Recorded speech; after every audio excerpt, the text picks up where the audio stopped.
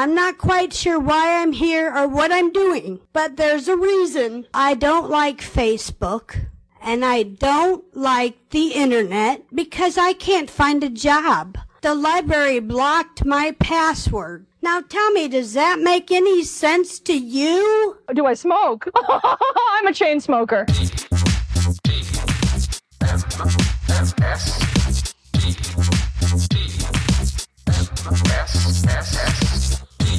The Morning Stream. You're a freak and a cannibal, and you've come to the wrong town. Good morning, everyone. Welcome to TMS. It's it's Thursday, August 21st, 2025. This is Scott Johnson here. That's Brian Ibbett there. Hello. Happy Thursday. Yeah, we get to find out today what this cinnamon business is about with Wendy. I know. I'm excited to find that out. I'm a little nervous. I don't know why. Just am. It's not like her to give us the cinnamon challenge. Like, she's not going to want us to sit there and gag on air by eating a bunch of cinnamon. I wouldn't think so. Yeah, I wouldn't think so. It's not consistent with her typical segment. So exactly. I think we're safe. I think it's not her jam. Not that the chat room wouldn't love something like that. I know they would. Yeah, of course they would. Yes, but we're not doing that today. No. You'll have to stick around and find out what we do a little bit later. Hey everybody, it's nice to see you all. We hope you're well, and we hope, more importantly, that you are here with us. Well, are you? Well, good. You're listening right now, so good. That's good news. I found something yesterday I had to share with you, Brian, because this probably has come up before. I don't remember. If it did, apologies to everybody, but I found the original Wilhelm scream, and it's not the scream that matters. It's the one the guy tried to do. And then the dude in the studio said, nope, I don't like it. Try it different. And then we got the Wilhelm. This is like, all right, so this is not from the movie, but from the VO work, or what do they call that? When the ADR, VO, ADR? Whatever it is, after the fact stuff. Post processing, whatever. Yeah. In this case, Fix it in post. Yeah. This is almost more like, for them, it feels like they were doing it's almost Foley screaming, right? It's like, we need a bunch of screams. Anyway, let's see what this sounded like and then what they turned it into. This was the actual studio recording. Oh, I forgot to get the guy's name. Anyway, the dude, not Wilhelm? Actually, it might be. I forgot to look. Mr. Wilhelm was trying to create the scream that he's famous for. Called Wilhelm something? So here's what it sounded like versus what they ended up with. Here you go. Oh! No, not an owl. A real scream of pain. Oh! There you go. He's like, not an owl. He goes, I want a real scream of pain, says whoever that guy was. But yeah, let's hear that first one again. Oh! It's pretty good. Yeah, I like that first one. Yeah. Oh, I could use. That's a kick in the nuts. Right there is what that first one is. Square in the nuts. But what we ended up with is fine. This guy here. No, not an owl. A real scream of pain. Man. He's real. I want a real scream, real painful scream. Yeah, just stick a knife in the guy and make him squeal, I guess. Can you give me, grab your testes and just give it a little torsion, a little twist right there, and then give me. Very good. Okay, good. My nuts. What have I done to my nuts? That'll do, pig. That'll do. Anyway, I thought you guys might enjoy a little bit of the look behind the scenes. So next time you guys hear a Wilhelm scream in a movie, which I know is unfortunate how often that happens, we don't like it either. Brian and I are not fans, especially new movies. No. Takes me right out of the movie. Like, as soon as I hear it, I'm thinking, oh, great Wilhelm scream. That's right. I'm in a movie theater watching a movie. Thank you for that. I don't know why they feel like that has to happen. Like, why these directors embrace it. And it's not just, your average big blockbuster movies that do it. Lots of little indie films take it. Mm-hmm. Serious directors with like serious work and Oscars under their belt, they use it. It's like, why do you all have to be? Is there some rule or there's some ruling? There's like some underground, like if you don't do it, we'll kill you and your family if you don't use it in your film. Like, what's going on with the Wilhelm scream? I don't know. Yeah, I don't get it. I think stop. People just say it's a real. Oh, the people really love this little Easter egg. Let's do it. Yeah, I don't like it. Not a fan. Mm-hmm. No, I like the Easter eggs, but I like the ones that are subtle and hard to find. Exactly. Yeah. Yes. Don't make one that I have to hear every damn time you make a movie. Speaking of which, let's, Brian, you got a little contest for me here? I have a little quiz for you, Scott. Let me give it to you in in Discord, and you can share it on screen. Here's the deal with this is I'm back in TMS chatter because I was looking for that link to discounted Expedition 33. Here we go. So on Tuesday night we went to trivia, and it was Geeks Who Drink Trivia, which gives us a visual or a video round every fifth round. So the fifth round every game is visual. And they said, all right, name the video game franchises that these masked characters come from. And I'm happy to say that I went right through it and got almost all of them, and you'll laugh at the one I got wrong. And you'll laugh at what my guess was on the one I got wrong. Okay. But I thought, all right, well, let's give the quiz to Scott. But because he's the video game guy, because of core and all that stuff, rather than have you name the franchises, which is way too easy, if I can get it, then it's way too easy. Let's have you name the characters wearing the masks. Okay.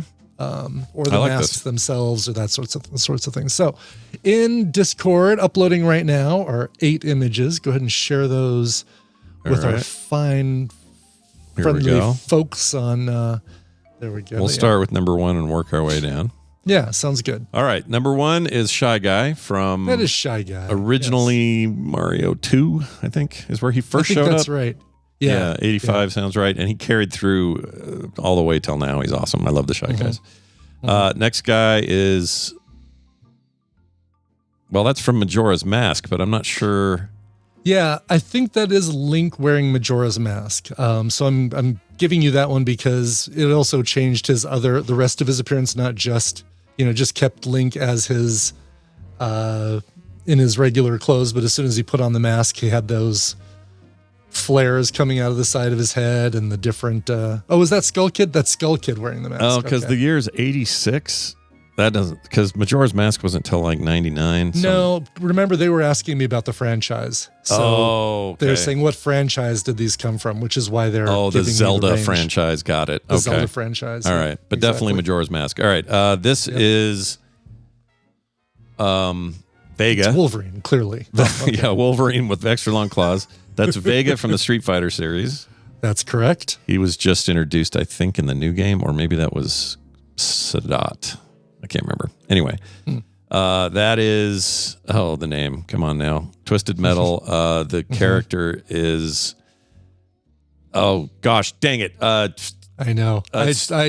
Sweet Tooth. Very good. Yeah. I was like, all right, Twisted Metal. Thank God I don't have to name the character, but then, yep. It hit me finally. I knew it was somewhere like that. That is... so give me the name of the mask. Obviously, you know the game it's from. But yeah, that's Crash Bandicoot, and that's Crash behind the mask. Correct. The mask is the guy that goes Goobidigah, but I can't think of his name. That's right. He floated around, gave you advice, was always there to do shit. In the racing game, he's even more verbose. I cannot remember the name of this guy. He's the mask is called Aku Aku. Aku. Shit. Yes, Aku Aku. All right. Which I think might be the first noise he makes when you pick him up. Aku Aku. It might be. Later on, he's like, Goobidigah. Exactly, yes. That right there is the spy from Correct. Team Fortress 2. Yep. And I don't think he has any other name, just the spy. The spy. Yep, that's all we need on that one. He's awesome. I do like how he's got a separate hat mask, as well as the face mask. That's pretty good. That's great, isn't it? I love it. He's those early shorts they did, they were brilliant. They're so good. Yeah, I miss that stuff. It was great. They need I would watch a whole series of Team Fortress 2 character videos. There's a bunch out there where fans made them because they made that filmmaker thing that they made. I forgot the name of it. So there's lots of fan shit, but it's a lot of shit. It's a lot of shit. Yeah. It's not great. The official ones were fantastic. Yeah, they were really good. I would actually go for a third game. That's what I want. All right. This one is definitely Hotline Miami, but I don't know the name of the damn chicken. A chicken mask. I'm happy to say that I had no idea what this game was, and my guess was Hatoful Boyfriend. I love it. Which nobody at the table appreciated the humor of, but it's like, well, he's not a pigeon, but I'm pretty sure that's I'm pretty sure that's wrong. I can't remember. I play both games incessantly. I still have this on 3 platforms. I've never played a single game of Hotline Miami. Oh, it's so good. There's also, so I could tell you all kinds of stuff around it. It's a Devolver Digital published game. The sequel is not considered as good as the first one, but it's still good. Soundtrack's one of the greatest banging soundtracks of all time. Really? Like I know all this stuff. I couldn't tell you his name. I don't remember. His name is Richard. Oh, geez. All right. And the joke is that it's, that his nickname is Dick and he's wearing a cock mask, and that's the whole ha ha ha ha ha. Lots of penis jokes there. Exactly. All right. Then, so we're wrong on that one. This guy is a pocket man, a pocket manster. He is a pocket monster. This is where I suck. I'm so bad at Pokemon names. I'm going to go ahead and call him Boney-Head, Boney-Head Lizard Face. Thank you for giving him a last name. Because, if there's one thing Pokemon needs, it's characters with last names. Yeah. That is Cubone. Oh, and, shit. And Cubone wears the mask of his dead mother. Damn. The skull of his dead mother on his face. Is that true? That's really true, yes. I didn't know that. That's terrible. Isn't that horrifying? Like, once in a while you learn something about the pocket monsters that you're like, really is a monster. Good Lord. Yeah, you're terrible. Yes. What are you freaking? I mean, he didn't kill her, but you gonna tell me to drink a nice Chianti and like what's going on here? All right. So I got 2 of those wrong out of what total 8. So I got out of 8. 6 right. Yeah, so very good. Yeah, nicely done. This is good because I'll never forget Richard again. Given the 3 because you didn't get Aku Aku, but oh right. Yeah. Those are hard. So I got 6. Those were really hard. That doesn't seem like a great average, but I think that's pretty good. I mean, listen. If I can get 7 out of 8 franchises because I didn't recognize that damn Hotline Miami thing, then I think 6 out of 8 for the characters is impressive. Yeah, because I would have been 100% on your genres here. Yeah, you would have gotten all of them, or not genres, I guess. Franchises. Franchises. Yeah, that's a fun one. I like that. Yeah, I like it when they do. They have some really good visual. How often are they video game related and stuff like that? Is it kind of a common rarely? No, not very common. It's usually movies or TV. It's like 1 out of every 10 is video game stuff. Nice. Well, that was super awesome. I love that. Yeah, I'll give myself a for that. You should. You've earned that. That is the appropriate noise, and you've earned it. And this for not knowing Chicken Man. But who knows Chicken Man, really? Nobody knows Chicken Man. Nobody knows Chicken Man. Nobody knows. Nobody cares. Here's what we do know, guys. We know it's time for a little bit of news. So sit back, relax, and enjoy this. It's today's news brought to you by Dave at the Snack Network, who says... Dave at the Snack Network here. Snacktacular is back for its 3rd year. Cease and desist is on its way. Yep. October 4th at Gilbert's in Bellevue, Ohio. Join us for a nerdy live show with snacks, games, coffee, and fun. Locals are welcome, or watch the stream at youtube.com/at the Snack Network. Can't wait. Yeah. Dave's great. He came to Vegas. Super nice guy. Tell you, Dave. Yep. Yeah. Eating them snacks, getting it done. He's good people. Yeah. Yeah, I need to. I like this idea of them doing their little snacktacular thing. Every once in a while, I get a thing from the local comedy club, Comedy Works here in Denver, that is like, oh, you got comedians, but then we've also got podcasters doing their live shows on tour. I'm thinking, maybe that's something to think about. Yeah, why, years, Scott? Even that, like, or 5 years, or whatever. Right, but what on tour? On tour. So like we would do our show in a comedy club on tour. I mean, I guess they're trying to fill time. Yeah, right? fill days that That's interesting. Yeah. I should ask our local one, like, do they have open slots? How do they do that? Be interesting. It'd be interesting to see. Yeah. I could see, they get big names in there all the time, but wonder if, little old people like us could get a slot. That's interesting. We don't have to be funny necessarily. We could be really lame. Well, I think why not both? Oh, I think we could be funny. But the rules are different, right? Like a comedian gets up, has to be funny, or else has to be funny. I think people are more forgiving of a podcaster. Plus, I doubt anybody who doesn't know us is going to look and say, "Oh, well, these 2 gentlemen look like they'd be funny." Yeah, they might be hilarious. Let's go spend our money and do it. Let's go devote an entire evening and a 2-drink minimum to watching a couple unknown dudes. I'll bet we get a cut. That's how that works. We get a cut. Oh, probably. That has to be right. Like you get a cut of the door or something. Just like I assume like the stand-ups do.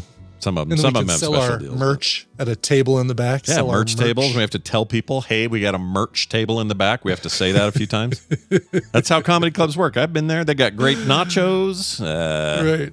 Bathrooms are a little suspect. You love the nachos at your local comedy club. Yeah. They're so good, dude. If I could make them right now, I'd eat them for breakfast. They're so freaking good.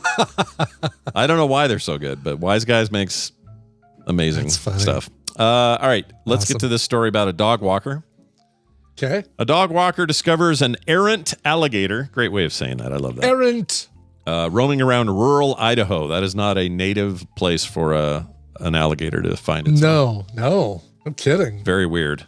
It is not unknown for Idaho wildlife officials to be called in for help with a moose or a mountain lion, black bears, that kind of stuff, because that's what I'd they do. expect in Idaho. Yeah. Sure. Same with here in Colorado. We have certain beasts we expect to see causing a little trouble certain times of the year or whatever. There's somebody posted on, I think on Nextdoor, but it got circulated around to the neighborhood group that there was a bear roaming around our neighborhood, like oh my gosh, within a couple blocks of our house. Did anyone see it or get shots on their cameras? Or? None of our neighbors did, but a couple. None of our like direct little neighborhood group did, but somebody else did within a couple blocks of us, and they have a picture of this thing. It's a decent size, like it's Great Dane size or maybe larger. There's a big fight on our next door right now with a pair of neighbors. One of them has dogs that are home all day while the people that live there go to work, and they have it's one of the townhomes, so they've got a balcony type thing up high, and they keep the dogs outside on the balcony all day, which is not great. Okay. I don't love that.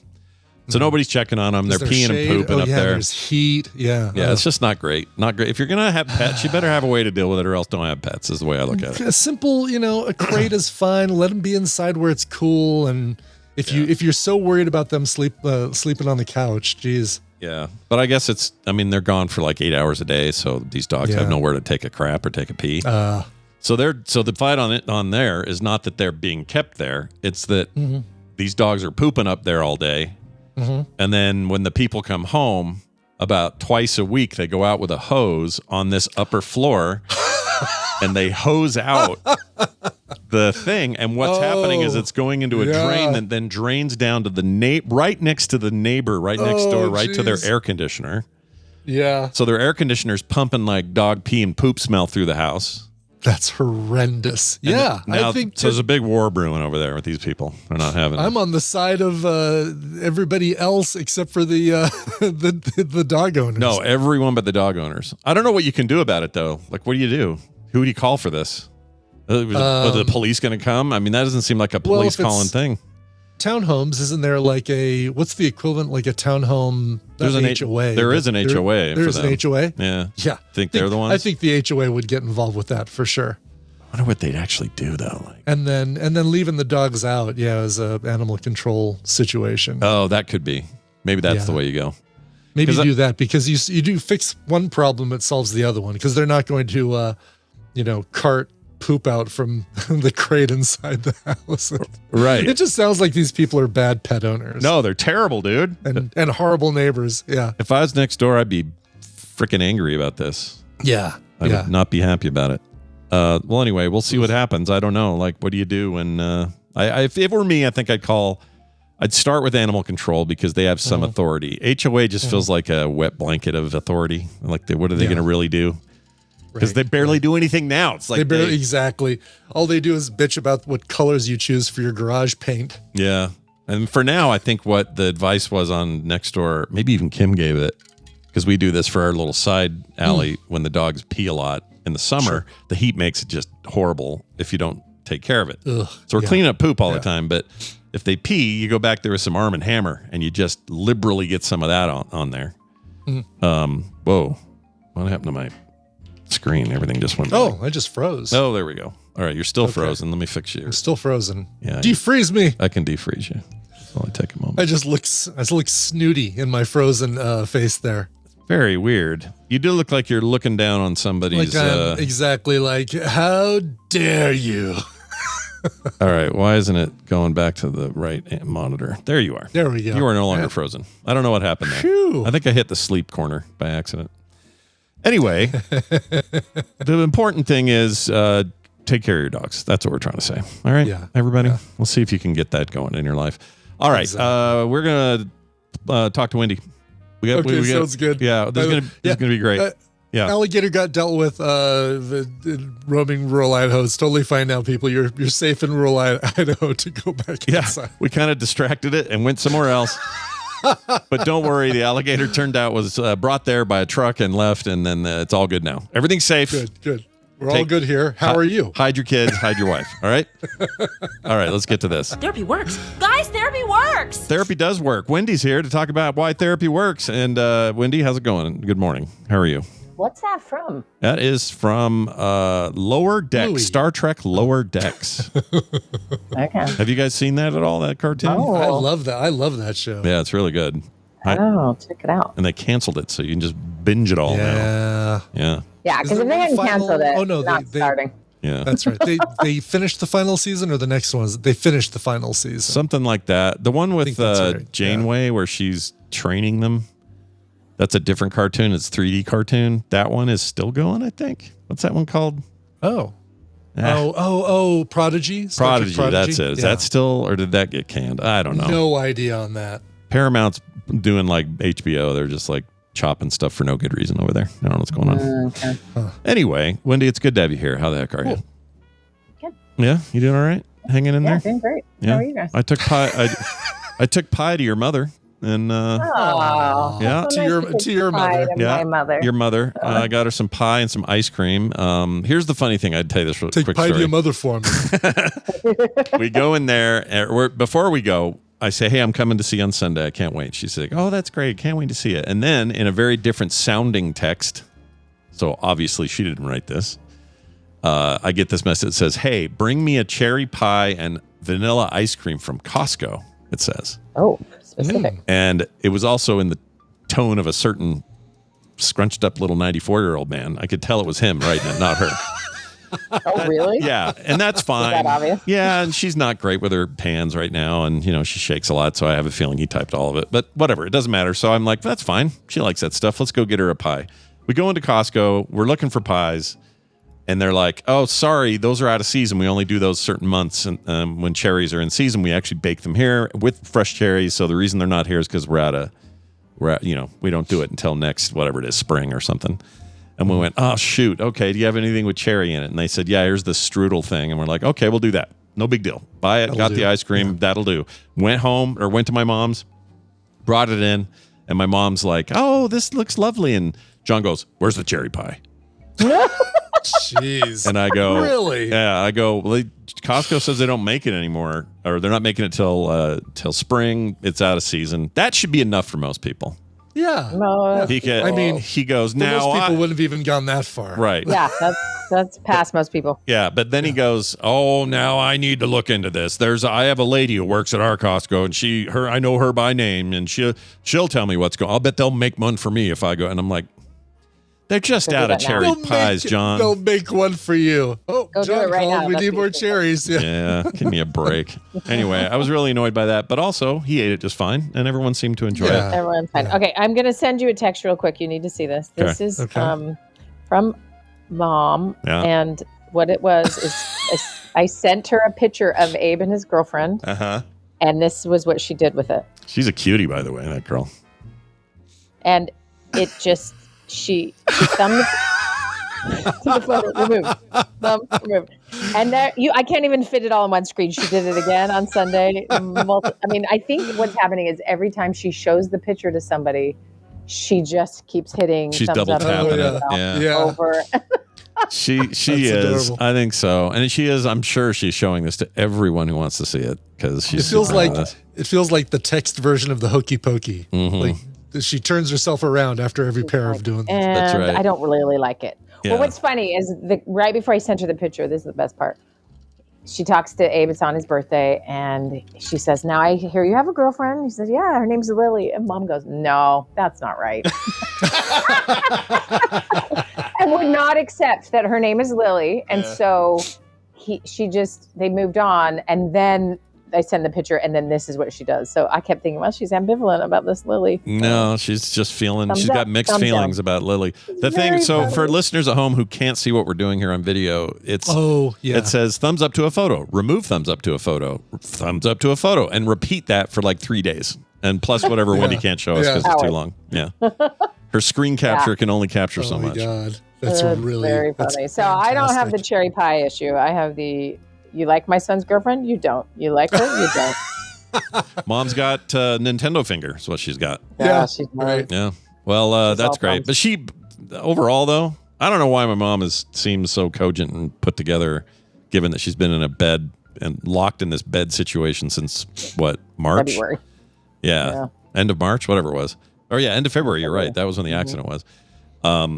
And she's just as sharp as ever, kind of like. Do you know what I think it is? Yeah. What is I think she's always wanted to just sit down and not do anything. You think this might be like her ultimate? This is kind of the best vacation ever. Yeah. It is. John has to wait on her hand and foot. She just tells him to go away when he's annoying. Like, I think she's loving this. People bring her pie or pie. I mean, strudel. she gets visitors. My in-laws are over there with her favorite food. You guys are showing up all. I mean, I think she's loving it. She might be enjoying. What a great way. This is truly the golden months of your later life. Sitting in a bed.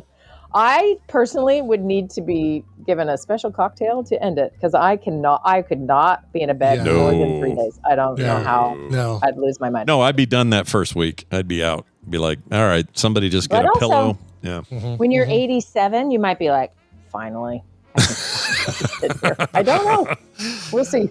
Yeah. Well, there you have it. Hey, Wendy, we've done our homework and did what you asked. We brought these cinnamon sugar things. Now you said them the most recent text to have it mixed, so we have mixed our cinnamons. If you got them both, mix them. That's ideal. Ideal is a little sugar, a little cinnamon, probably equal parts. Mix them. All right. Okay. And if you only have cinnamon, then you're going to not use the same amount. It's kind of a lot, right? And if you just have sugar, this is not the day for you because that does not do any good. Now roll up a $20 bill. Yeah, exactly. Now note it. Okay. You have a razor blade and a piece of glass. All right, now. Real quick. Yeah. Why did they need a razor blade? Is it it was just easier to cut. You could use a credit card, right? In some of those movies. Yeah. Some of the movies Brian, they do. right? Yeah. Yep. You use the razor blade because a lot easier to get the cocaine off the side of a razor blade than it is off the side of a credit card because of the thickness, the 1 millimeter thickness. Good point. Damn. Wow, you waste like $8 of cocaine that way. Using your hotel key card to cut your cut. Exactly. That's so gross. All right, so we got it here in front of us. It's looking real shiny. All right, so we got everybody got theirs. Raise your hand if you've got yours ready. Because once I start this, you can't start late. It doesn't work because people start reacting. Okay. Okay. Wow. Everyone's ready. Reacting. I'm worried now, Wendy. This is really important. You have to listen to my full instructions before you do it. Okay. All right, do it. Okay. Here are the full instructions, and then I will say ready, go. Okay. All right. So here are the full instructions. You pinch your nose completely. So you literally cannot breathe out of your nose. That needs to be pinched completely before you do anything else. Doing that now. And then you take a teaspoon worth. It doesn't have to be a lot, whatever. You can just sprinkle some and you put it on your mouth, but you do not do anything until I tell you. And I will say, this is what I'll say. I'll say, what does it taste like? And you have your nose still pinched. Okay. Then when tell me what it tastes like. Great. Then I will instruct you when you can release your nose. Okay. That's the full thing. So it's going to sit in our mouth for a little bit until you tell us what to do with it. Exactly. But keep your nose pinched. Very important. That won't get edited out into something out of context. No, of course not. Of course not. Yeah. All right, here we go. So everyone has their nose fully pinched. Yep. Okay, good. Punched my nose. All right, here we go. Pinch your nose.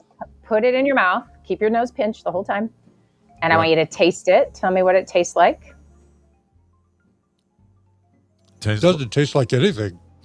It tastes a little. I'm getting a little cinnamon vibe. Are you getting a little sugar flavor though? Like, does it taste more like sugar? Yeah. Okay, more sugar. Okay. Now, all at once, we're going to do this together. You're going to release your nose and tell me what happens. Okay. So count us down. Oh, wow. Oh, weird. Now I get the cinnamon. Like I was just getting like a little bit of sugar before, but holy cow, like now it's like the rush of cinnamon. That's weird, dude. Yeah. So let me tell you what just happened. Okay. Cinnamon is a smell. What? It's a smell Mind in blown. granular smell form. Look at it.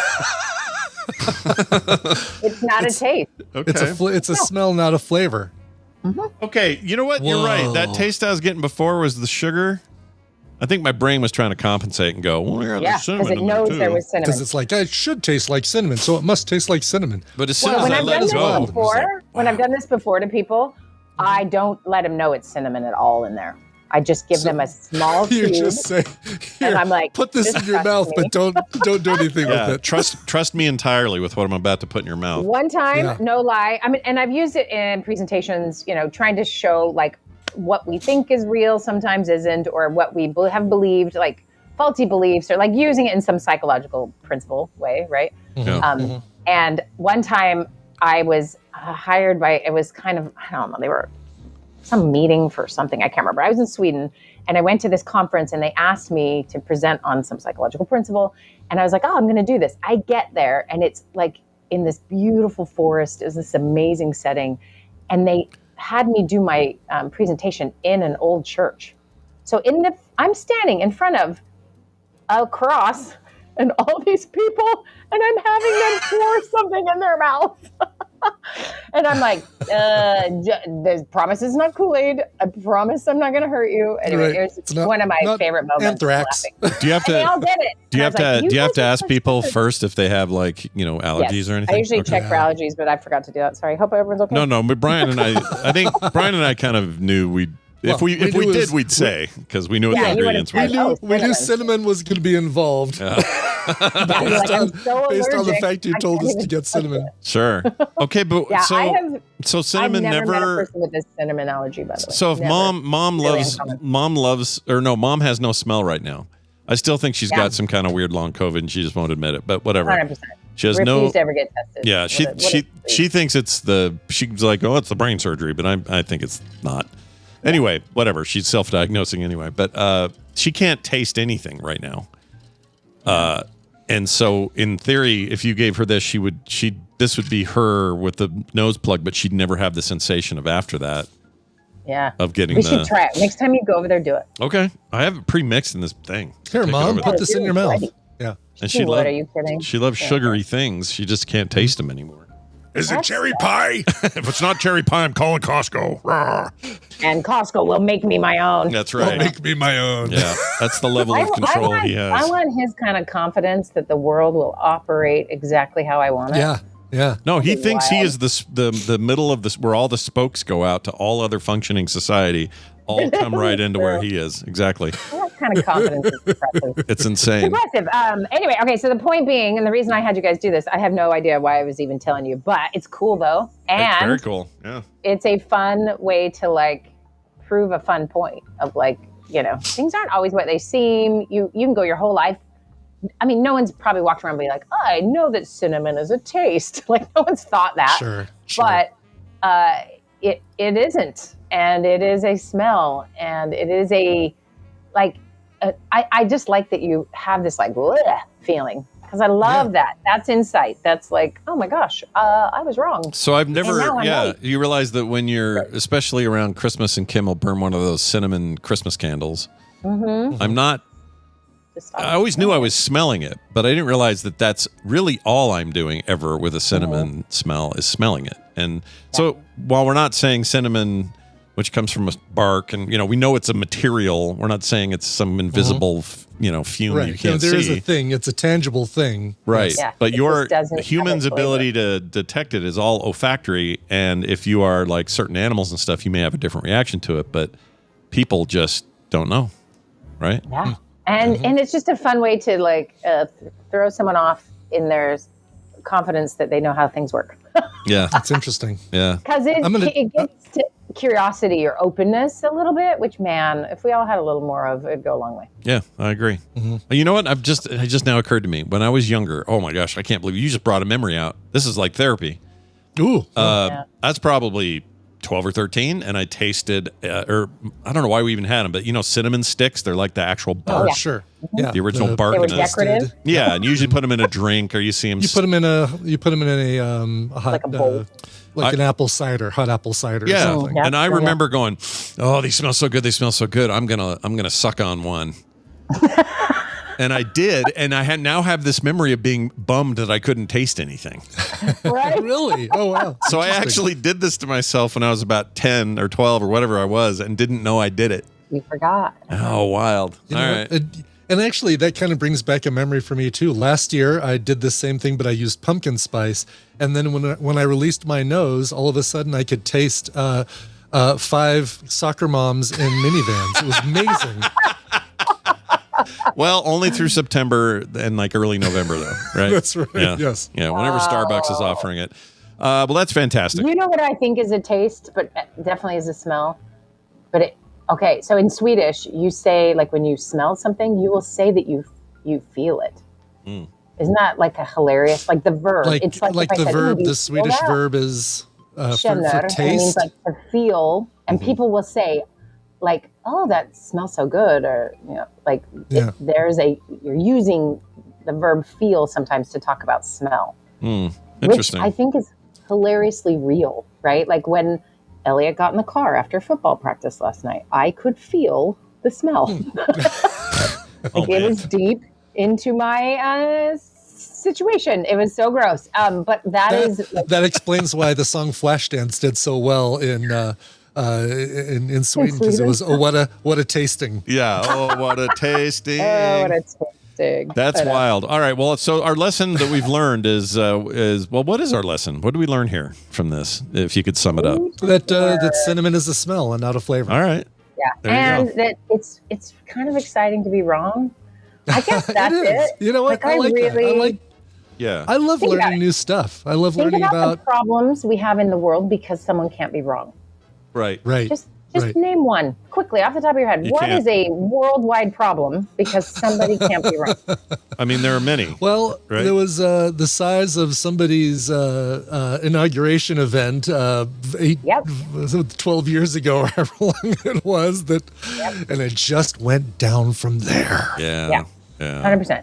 Like insight or awareness or, Yeah. I don't know. Just your basic, your basic, like, hey, there's more to learn. And I think as we get older, there's some things that happen to brains, which is like, you've seen a lot. And so our brains are very efficient at saying, oh, I know what that is already. Right. Mm-hmm. Whereas a kid, you take a little kid on a walk, it's amazing what they see that you're like, oh, wow. Right. Mm-hmm. So great example, walking my dog last night. Suddenly he's got something in his mouth. It's dark. I can't see it. Turns out it was a squirrel in a trap. Oh, God. And I lost my mind. But you know what? If I was a kid, I would have thought that was amazing. Because I don't know about rabies. Yeah. Your dog had the squirrel and the trap in its mouth, like the whole. Oh, yeah. All I could hear was the metal part. And he's a hound. God. So he probably smelled that the second we walked out of the house. Oh, no kidding. Wait, and is then, it like a sticky trap or like a metal clampy? No, it was. My guess is it was like a rat trap somewhere. Basically like a giant mouse trap, but they used it on a squirrel. Yeah, it was really big. And it's near the house where they feed every animal. She's like Cinderella with the birds and the deer. Yeah, and I can relate. So I know. Yeah, it's me. Yeah. I know it was not them trying to kill this. Brian, you thing. just need a raccoon-sized trap. That's all. I do, Oh, exactly. Yeah. I thought about making. We have a lot of raccoons. I was thinking about making something with a trash can and cutting the lid, sort of cutting the outside rim of the lid off, except in 2 places, and then putting food on there so that when he got up on there to eat the food, the lid would rotate and he'd fall into the trash can. Oh, the poor thing. Because you don't want to hurt him. You just want to relocate him. I don't want to hurt him. I want to relocate him. Exactly. Yeah. What is there a procedure for that? Like, do they say, "Hey, everyone, bring your"? It's a good question. Where would you take him? Drop-off? Yeah, is there like a? Oh, yeah. There's a raccoon drop off about 3 miles down the road. There's a big metal bin facility. Yeah. No, there's the place I usually took. Well, where I used to take the squirrels before I finally said, okay, I'm just gonna have squirrels. I might as well deal with it. I'm probably getting close to that with the raccoons. Yeah. But it's a Frisbee golf park about 2 miles away. Oh, okay. So just down the road. Brian, do you know that the animals have a meeting and they talk about which house Yeah. they feel like they're finally making some headway with? And they really are liking. They like know. where things are headed. Your They're like, direction. And Yeah. one of them's guys. going to be like, hey, if you go back to the Ibbot's house, watch out for a trash can. Don't eat anything off the top of a trash can. Those things are smart, man. They'll figure it out. Who knows? Well, that's wild. All right. Well, we actually have a question this week. We do have a question. We've only got time for a 2-word answer, but here's the question. I know. I did think, do you want to just save that for the next time? I mean, we can totally save it if you want to go deep. It's a fairly hardcore question. It is a really hard Actually, question. it is. Yeah, maybe we do save it. Now, this isn't to say that we're not, we don't feel some urgency for the people involved. We do. Okay, wait, hold on, back up. I am going to the state fair next Thursday, so we better tackle it. All right, we're doing it now then. Okay. We're doing it All right, now. let's do We're it. skipping emails. Here it is. Dear Scott and Wendy, how do you approach a friend who you suspect is self-harming, in parentheses, cutting? She's 28 and I'm 27. I work with her. She has no family in town and no other friends that I know. Is there something I can do so that she is safe? It's a very short email. Not a lot of details. A couple of interesting ones, but let's go deep on this. Let's go. This is important. Yeah. Okay, so I would like this person to look up mental health first aid. And there is a training, there's courses, there's all sorts of things. So I'm not saying you're going to be actually qualified anytime soon in this, but I think it's helpful to recognize sometimes understanding the right and wrong things to do in a mental health crisis are really powerful and important. Okay.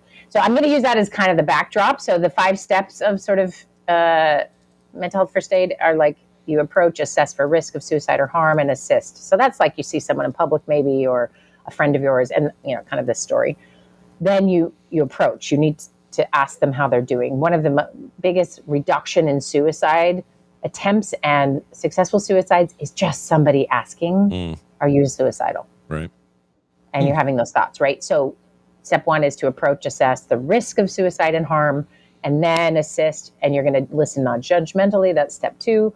Step 3, you're going to give support and information. Step 4, encourage appropriate professional help. Step 5, encourage self-help and other support. So let's just start with step 1, approach, assess for risk of suicide or harm, and assist.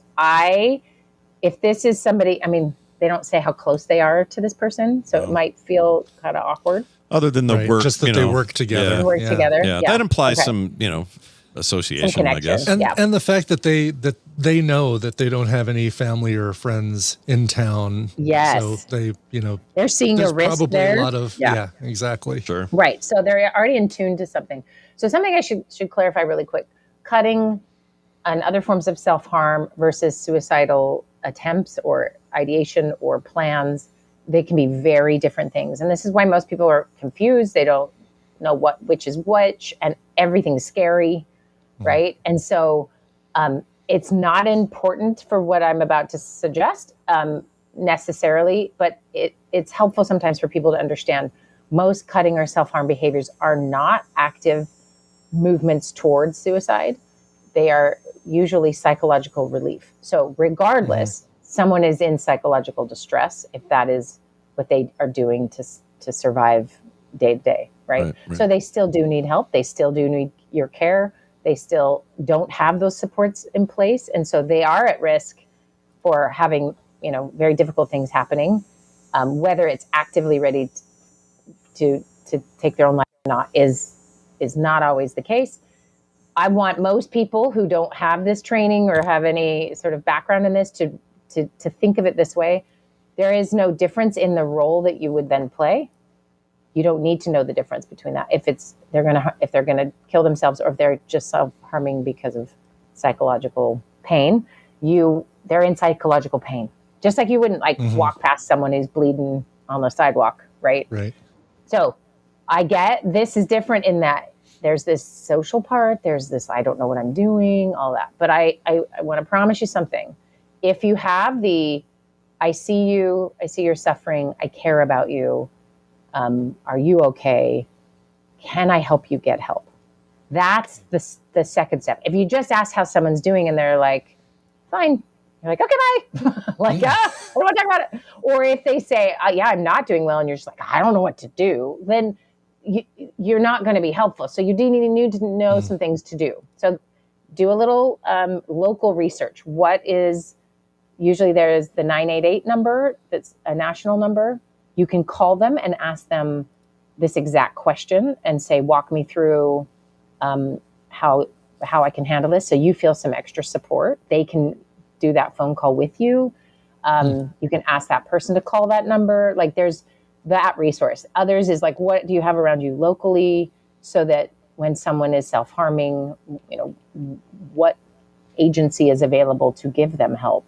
How can you, like, you work at the same place, you probably know what insurance company you currently have. You could look up on your company website, like, what is the emergency mental health help, or, phone numbers for therapists. And they don't give enough detail, so I don't know how close they are as like friends, or are they strangers. But if you come in with compassion and you really try not to make it about your fear, because it's really easy to be afraid. Sure. But really about, I want to help this person, and listen non-judgmentally, and then have some support to offer, because that encouragement of appropriate professional help goes a long, long way. Most people are just so overwhelmed, they don't know what to do next. Or a lot of times when I've met folks who have been cutting, I think now people look it up on the internet more than they used to. Before that was available, they just thought they were alone. They were the only person in the world that ever did that kind of thing. There's a lot of hiding. And so to have someone see you, especially if they come in with compassion, can be really, really validating and helpful, right? Right.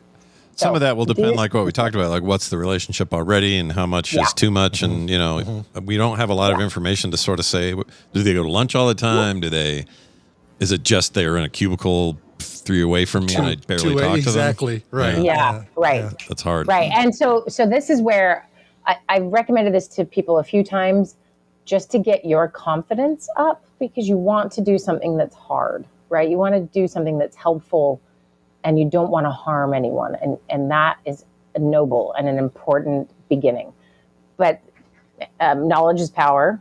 And when you might just need someone to coach you through it a little bit. So I would call 988 and just say, hey, I'm a friend of somebody in this situation. Help me know what to do, what to say. And they're going to walk you through. That's a phone call they are thrilled to be getting, because they have someone nearby who can be helpful. I like the idea, too, that they can join you on a call with this person, so that they're at least with somebody that they're comfortable with as part of this. Yeah. And you can encourage them to make that call with you. Yeah, 100%. Yeah. And you will already kind of know what's happening. Right? They will give you some guidance, and then you make your approach, and you express that care and sort of, and for many people, they're just like, I don't know what to do. I would do something, but I don't know. And so that needs to be your first step. What do you do? Which obviously this email is one step. Talking to 988 is a great step. Looking at mental health first aid resources online can be helpful, because you will recognize, like, regular first aid, physical first aid, you're like, oh, they're bleeding, stop the bleeding. Or can they breathe? Are they breathing? Do they have a heartbeat? Like, we have these really distinct ways we know what to do and not to do. And we're always calling for professional backup. Like, it's so built into us to do that, because we've been trained over our lifetimes, and it feels like somewhat logical or second nature now, right? But it's the same method, except for you are the one having to say, are you injured psychologically or emotionally? And I think that can be really daunting to step over into that space. Oh, for sure. Now, what if just maybe a silly question? I don't know, because I don't understand this stuff very well. But if this person, they do all the things you're recommending. Yeah. And that person just says, nah, I just like carving cool little symbols on my arm. It's just kind of a cool thing I like to do. It's like tattoos, but it's my own artwork. You know what I mean? Like, what if their answer is just something like that? Is that usually a lie? Is that usually Maybe nobody says that, and this is just my own imagination taking over. I don't know. I mean, they could say, "Oh, it's nothing." I see what you're saying. Like they could shrug it off or try and explain it as something else and kind of distract the situation. Yeah, I mean, is there any situation where it's actually not a veiled problem? Like, is it? Yeah. It would be like, my for example, my mother-in-law would see a tattoo and think you're in the fastest train to hell. Yeah. So because of that, she thinks everything's over. But obviously, tattoos don't mean that. I'm not saying that that's the same here, but right. But it's possible there's something else going on that you are misinterpreting.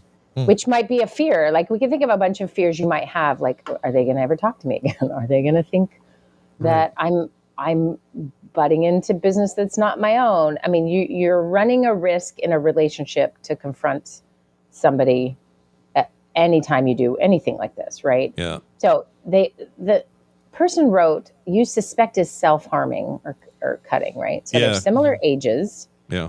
And they don't have support. You're suspicious that they're cutting. And that might be, do you see repeated cuts on their arms? Like that would be a question I would ask. Yeah. Like, what are you actually look like they were caused by working on a rose bush over the weekend or something. Yeah, like that. right, Something exactly. that's very obvious. Yeah. Mm-hmm. Yeah. Or are you actively seeing them do some self-harm behavior? Some forms of self-harm are scratching till you bleed, picking like your cuticles till they're bleeding. Like there's other forms of self-harm that don't get quite the same attention, but are of a similar ilk. And the reason is they create enough physical pain to stop the psychological pain. Mm-hmm. And that's ultimately what self-harm behavior usually is doing, is it's flooding the brain with endorphins because of injury in order to sort of overwhelm the pain circuitry that is the psychological pain they're in, right? So regardless, friend needs help, right? Yeah. But your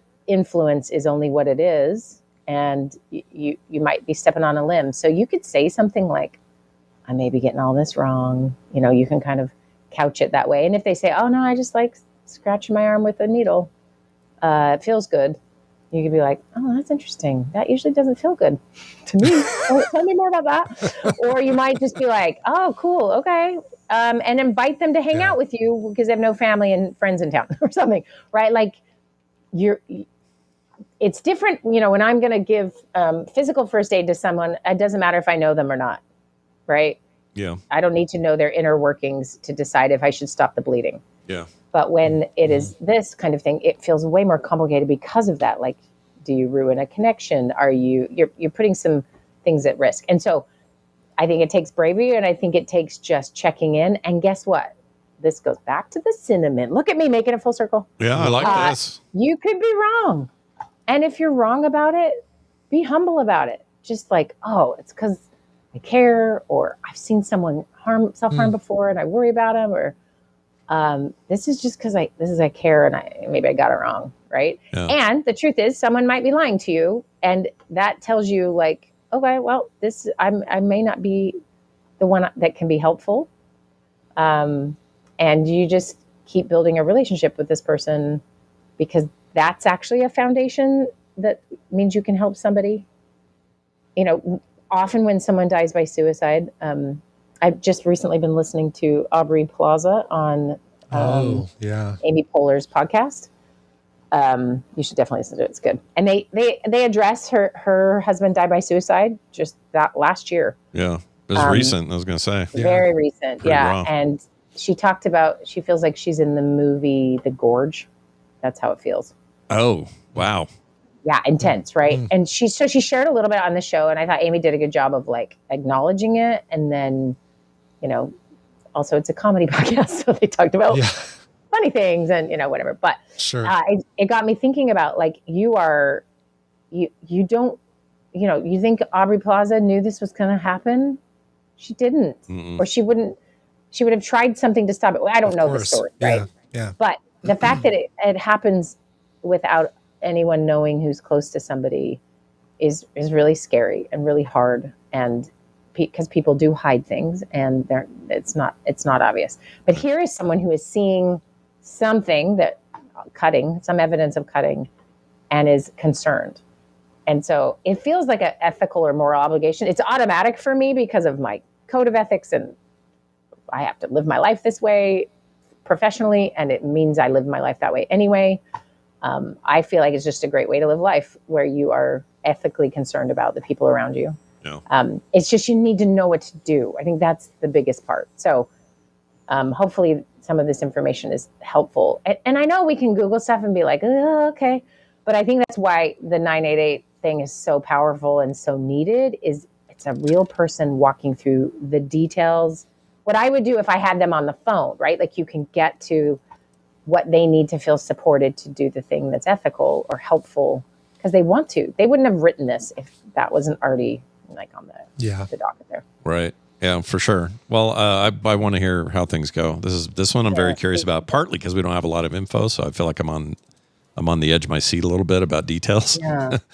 But anyway, let us know. Hopefully this advice helps, and hopefully you can get some help for your friend, and maybe it'll, at the very least, it'll show you have compassion, and maybe this will increase a relationship that you would want anyway, and you can be someone to lean on. So let us know how it goes. Wendy, is there anything people should be doing at knowbetteryou.com? Yes, go to it. knowbetteru.com. Thank you. The letter U. You will start. I just need you to give me your email for now. We're going to start sending out some stuff soon so you can see what's coming. The next class is going to be so fun. I cannot wait. I've had some very cool experiences this summer that are guiding this class. And are just, it's going to be really fun. So anyway, more information coming. So sign up there. And then next week, Scott, I will be at the Minnesota State Fair, which is called the Great Get Together. And it's where 2-3 million people gather and eat fried things. And it is so fun. Please come sometime. I really want to go. It is honestly so fun. Anyway, but here's the exciting part. And this year, I don't know if Abe will drink 9 cups of free milk and vomit in public, but hopefully he will. Did he do that last time? He did that last year? Yeah, 9 is his record, and then he puked. So what we told him, it doesn't count. So 8 is the current. Your kids, they have the most delicious milk. You buy 1 cup for $2 or whatever, and then you can refill it as much as you want. So you get these cookies, and he just freaking drinks milk till he barks. It's so stupid. But the best part, and the fun things we've done, like my kids have been in cheese carving contests and butter sculpting contests, and they win because I don't know why. That's great. Midwest, how sweet. It is so it feels like it wholesome. should be all deep fried milk or something, battered and deep fried. It's so fun. And you get to go to where the miracle of birth, and there's baby animals everywhere, and you're literally watching them board. It's so fun. But here's the reason we have to go Thursday. I have to tell you this. We moved here 10 days later, 20 days later, we're at the state fair because everyone's like, you got to go. And we are fresh off the boat. We have no idea what was happening. The first thing we see are the llamas. You guys, have you ever seen a llama try to follow a course? Oh, no. It is that I've never seen. So funny. So these llamas have hats on and like petticoats, and they're dressed hilarious. And we did not see a single llama complete the full course because they're super disobedient. And there's these teenagers just dragging them through. We laughed so hard, and we've been back every single year. We've never seen the llamas again. And finally, I'm like, when are the llamas? So it is Thursday morning. Sorry, everyone. Yeah. But I will send you a video of the llamas because it is so much joy. Yeah. It's also, I assume Thursday's not quite as crazy as the weekend anyway. So it's a better day. Yeah. We've gone on some Saturdays before, and you kind of want to die. But when you come to town, we'll go on a Tuesday. Yeah. Oh, that'd be great. Tuesdays sound great. Way less people, all the fun. The biggest pumpkin grown all year is like 3 billion pounds. Very cool. State art. That's awesome. Very cool. We'll have fun. That sounds like a blast. Super cool. Yeah, we'll do a little call now episode or something while you're gone and in your memory. But we'll have you back after that. Do. And then everyone go give me your email, please. Yeah. Emails to Wendy. We'll see you soon. Yeah. All right, Brian. Very good. I'm glad we covered that today. I am too. I think it's important. Yeah. I don't want to give that another week. It would just burn the hole in our heads. Who knows? Or 2 weeks it would be. Yeah. So I'm glad we did too. All right. Quick couple things. We have a bunch of shows coming out. 2 today. Yeah, we do. Coverville, what time? Noon? Coverville is actually going to be pretty close to when we finish this show. So very nice. clears up my afternoon for a big freelance project that is going to be that I don't want to interrupt with half before and half after. So, plus it's I also have to prepare a bunch of crap for the party this weekend. Oh, right. You got a lot on your plate. It's going to be crazy here for the next 48 hours are going to be absolutely nuts with prepping stuff for that party. I did watch the Film Sack show last night, or the movie, so good. Got that out of the way. Sure. But so cover reel today, celebrating the birthday of John Phillips. He's the founding member, one of the 4 members of the Mamas and the Papas. Got some great covers with folks like Rufus Wainwright. Who else did I find? There was like some really surprising versions of Mamas and the Papas songs. Julie London, Robin Hitchcock from Robin Hitchcock and the Egyptians, Jacob Dylan from the Wallflowers, some really cool stuff across the board. Awesome. That sounds great. Yeah. Do check that out. That'll be coming up right after this or pretty close to it. Right after this. Yeah, just go to twitch.tv/Coverville and tune in. That's right. And I'll play some Snap because I won't have time to set up discounty for streaming in Twitch. Oh, right. Yeah. If you're not all set for that, you may as well not do it yet. Yeah, I'll wait till next week or something. Also today, Core, 1 p.m., big video game talk. We just had Gamescom's main event, Gamescom. And it's still going, but most of the announcements are out. We did a little live coverage the other day. We'll break some of that down, some of the stuff we're excited about. It is, after all, the world's largest game convention in the whole world. Yeah. Lots of fun stuff. So get your German pants on, your lederhosen. It's time to talk about Gamescom. Then TMS Friday, tomorrow, 9 a.m. It's a normal week, right? Or is this our final? No, nope, it's a normal week. That's right, normal week. Yeah, 2 weeks actually. Oh, no, I'm sorry. 1 week until Playdate. Except I'm gone that weekend, so we'll push it a week. Gotcha. Because I'm gone the 29th, weekend of the 29th for my thing. Easy enough. Anyway, yeah, tomorrow, normal, 9 a.m. Tomorrow, normal. TMS Friday for our patrons. You got to be a Patreon person, so get in there, sign up, and be in there. Film Sack this weekend, as Brian mentioned, Judgment Night, 1993's edition. It's don't get the wrong one. Make sure that's the one you're watching. If you see who are we looking for? Cuba Gooding Jr. is the first person you see in the film. That's so right. If you show me the Cuba Gooding Jr., then you're in the right place. Yeah, Emilio Estevez will show up. That's right. A few other luminaries from Dennis the late Leary, 90s or late 80s. Michael Dorff or Stephen Dorff. Yeah, love a little Stephen Dorff. Stephen Dorff. Yeah, he's great now. I like him in new stuff. He's a great evil cowboy, like a mean cattle rancher in a lot of westerns. It's very good. And maybe the most irritating Jeremy Piven you'll ever see. Oh, and it's a plus. What a draw, right? I'm in. I'm sure he'll remind me of Dave Matthews about 5 different times. That's fine. He totally will. Yeah, that's great. I'm driving an RV. Brian, let's get out with a song. You got one? Sounds good. I do. This one is going out to our friend Tom Walter. Hey, let's put on the glasses because this spreadsheet is tiny. Little bitty. Brian, I'm requesting this song in honor of my beloved mother, Evie, who passed away on April 15th of this year. When my sisters and I were children, Evie would walk around the house singing in her beautiful opera voice. Of course, as kids, we would groan and beg her to stop. As if it were the worst thing we'd ever heard. If only we could hear her singing now, it would warm our hearts beyond measure. Evie was also a lifelong Elvis Presley fan, so Can't Help Falling in Love holds a special place in our memories. Having Andrea Bocelli perform it would be the perfect way to blend her passion for opera with her love for Elvis. This performance would not only be a tribute to her voice and her spirit, but also a celebration of the music that brought her joy. Her birthday is August 23rd, which falls on a Saturday this year. Since TMS doesn't have a show on Saturdays, never say never, I'm requesting the song for August 21st as a way to honor her special day. Thank you. Signed, Tom Walter. Oh, man. Sorry about your mom. Yeah, that's rough. And hopefully this version brings you some solace, some joy.